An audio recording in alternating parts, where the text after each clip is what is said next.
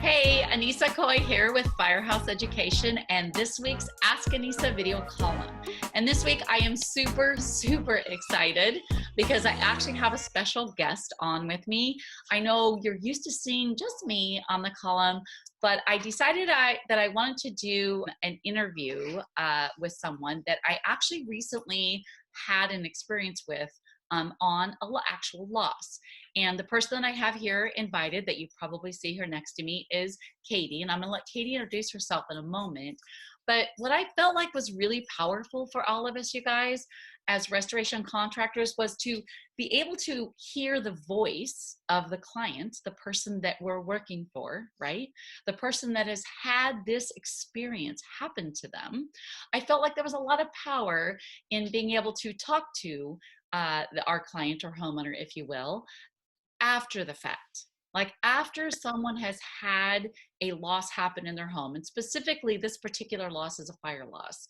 And I felt like it would do us a lot of good to be able to hear from Katie and get her perspective on how the job went, how things were handled, and what her actual experience was in this situation. Okay, so I have Katie here with me. So I'm going to let Katie introduce herself. And Katie, number one, I want to thank you so very much for taking time out of your day to be here with us and do this interview. As I've shared with you, I think it's really powerful for those of us in the restoration industry to have a voice to our homeowner and be able to share with us your authentic experience that you had. So maybe tell us, Katie, a little bit about yourself. Just, if you want to, whatever you want to share as far as, where you live, and maybe tell us your story, like what happened and what kind of a loss was it that you had in your home? Okay, well, thanks, Annissa, and thanks for having me. I'm happy to be here. And hello, everyone. My name is Katie, and I live in Southern California. Um, I am a business owner in a local business. What happened with us in our home is that my husband was cooking some beans on the stove. It was my son's 17th birthday, and we went out to dinner. And as we came home after a very long dinner, and I think we were gone about 3 hours, we were driving down the road. My husband said, oh my gosh, I forgot I had beans on the stove and they're still there. And you guys, the house is gonna be on fire. So we're pulling in, we're totally freaking out, but we come up to the front door, we open the door, and our house was full of smoke. I mean, just white smoke. We couldn't see anything. So we, immediately went in and tried to open up doors and windows. We called the fire department. They didn't need to come out because there was no fire. It was just smoke. Mm-hmm. But it was heavy smoke. So that was the start of, the incident. Mm-hmm. And then it goes on from there. So. Right. So, wow. Number one, that sounds like quite a interesting end to what was a very great celebration. Have you ever had a loss in your home before, Katie? No. In fact, we're actually renting this home.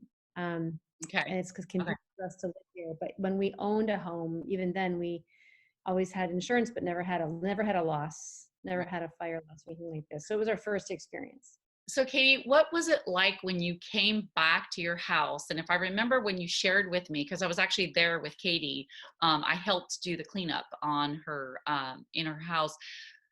I remember you sharing this with me. I just want you to share it with the audience. When you came back to the house, you and your husband and your son, and you opened the front door, like what were you expecting, and what did you actually see when you opened that door?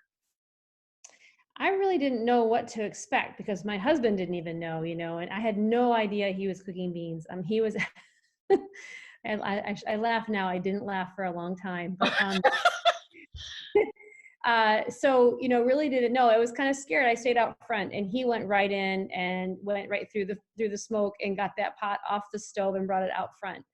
And just started opening up doors and windows. And oh, and then we went upstairs. Upstairs was, full of smoke too, and everything was just, so, I guess I didn't know what to expect. It happened so fast. And, we kind of let things air out. We called the fire department. They just said air things out, get lots of air freshener.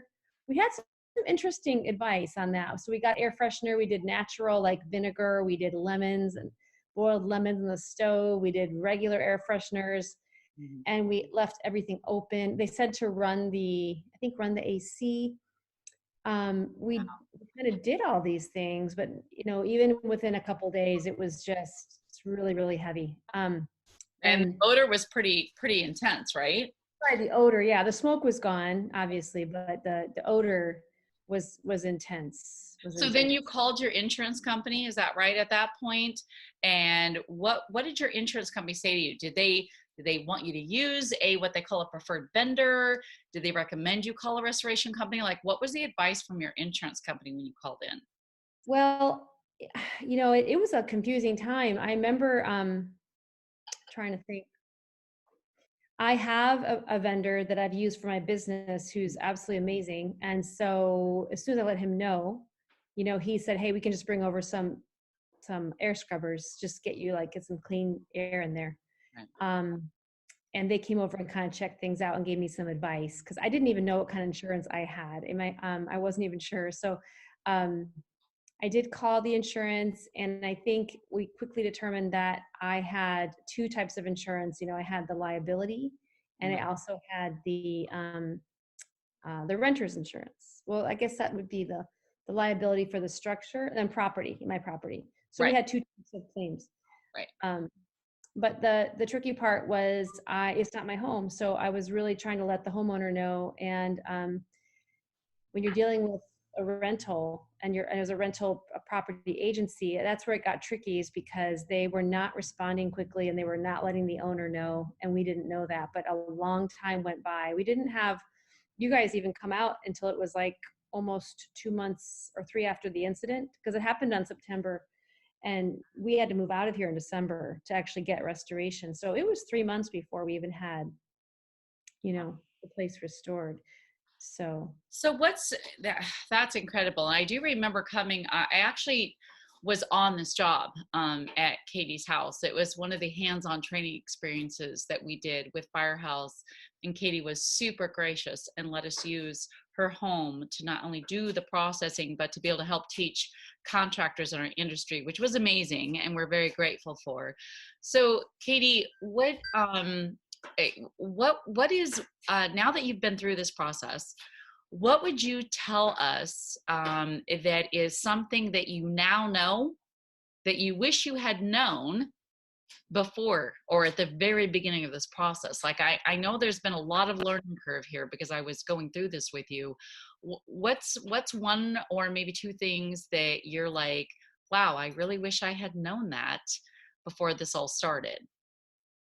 Well, I'm not sure if it relates to the fire so much as I really wish I had known that the owner had no information, because it really affected us and my family a lot, because it dragged things out so long, and the going back and forth between the insurance and the rental company. And then so wish I had known that. And now I have his number. He actually came by the house, and I actually know him because after all this, and he's thrilled with the work, by the way. He is amazing.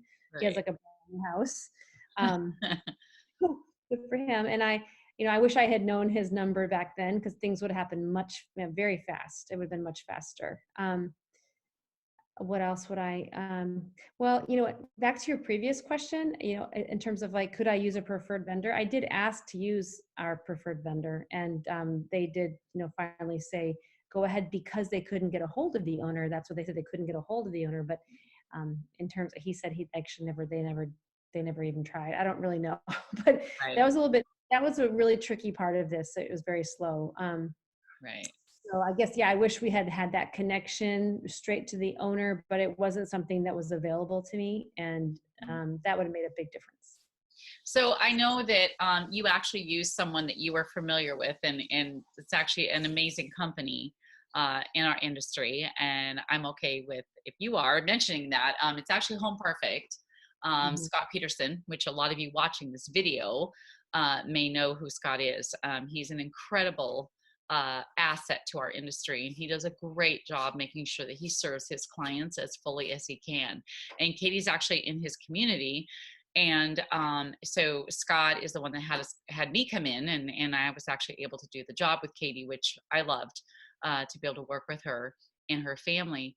But so the other thing that I wanted to ask you, Katie, what's one or two things that you feel that the restoration company that you had come in did for you or explained to you that was a benefit, like that helped you through the process? Like what was something, whether it was me or Scott's company, doesn't matter, like what was a thing, one or two things that really you being able to be told or helped, like what was that helped you through the process?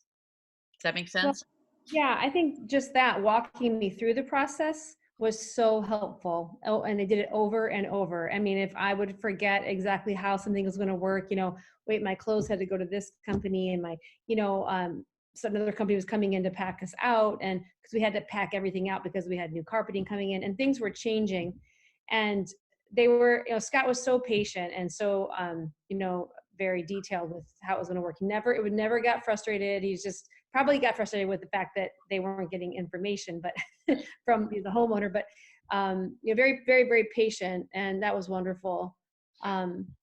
So that was helpful. And just, yeah, always giving me what was going to happen next, he gave me reasonable timelines that he met every single time. And I think he probably gave a little overestimated just to make sure that we wouldn't be disappointed that we couldn't come back and it wasn't ready. But, he was spot on with all that. And, just stayed in touch with us, and you guys, it was interesting because like they were finding things that we had lost when they were doing the restoration. Like my daughter's wallet was lost for literally 3 months or 2 months, and she hadn't got her new license yet, which she should have.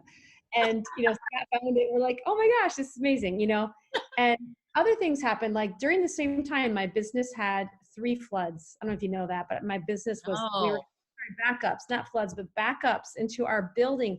And Scott, of course, I called Scott on that, and he came over. And he brought me a poinsettia plant, and he just gave me a hug. oh, And so I'd say to business owners, like that personal touch is so amazing. I mean, yeah, I always felt like I had such good people working with me, and that made a huge difference to me on a human level, yeah. yourself included. Knowing you were in our house, I felt so good about everything. We had just met, but you're very personable, and I think that makes a huge difference for a business owner of a restoration company to lend that personal level of attention. Right. I Mhm. want to point out here, you guys, thank you for that, Katie, so much. Because I felt privileged that you were happy to welcome me in your home because you didn't know me. I was from a complete different state. I'm from Washington, you're in California, and yet you welcomed me with open arms to come and help you. So I really appreciate that. But this happened, you guys. I want you guys to understand that when we were in Katie's home, this was in December. We're talking right before Christmas. And so we packed the majority of our contents out. We cleaned some of them in place, cleaned her entire structure, and ripped up all the carpeting in the house, and it was all replaced. So poor Katie was doing all of this during Christmas. Like this was the month of December. I want you guys to really get present to that. All right. She had a lot going on. And I will tell you straight up, Katie was one of the most amazing, gracious homeowners. She had questions. She had a lot of questions. She definitely wanted to be walked through things, but she was very and by the way, she's a business owner herself. So Katie had a business she's trying to run. She's got Christmas going on, and she's moved out of her house and living in a hotel. It was very a stressful time to say the least. So I just really felt like you guys being able to talk to Katie like this on this week's Ask Annissa was very valuable to you, so you can really understand what it is that our homeowners are going through, because this is really the important piece of what we do, you guys. The walls can get cleaned, the sheetrock can get replaced, and carpet can get replaced. It's what Katie just mentioned about us helping her through and the humanity factor that is so important in what we do. This is how we make a difference in this industry, you guys, period.